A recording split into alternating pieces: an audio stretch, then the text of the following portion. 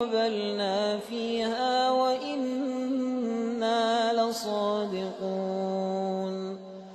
قَالَ بَلْ سَوَّلَتْ لَكُمْ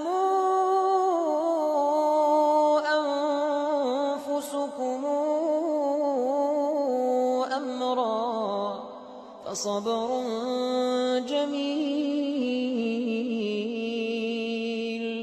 عَسَى اللَّهُ أَن يَأْتِيَنِي بِهِمْ جَمِيعًا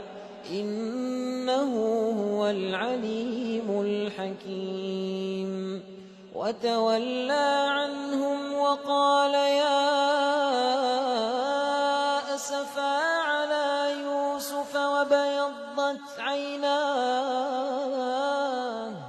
وَابْيَضَّتْ عَيْنَاهُ مِنَ الْحُزْنِ فَهُوَ كَظِيمٌ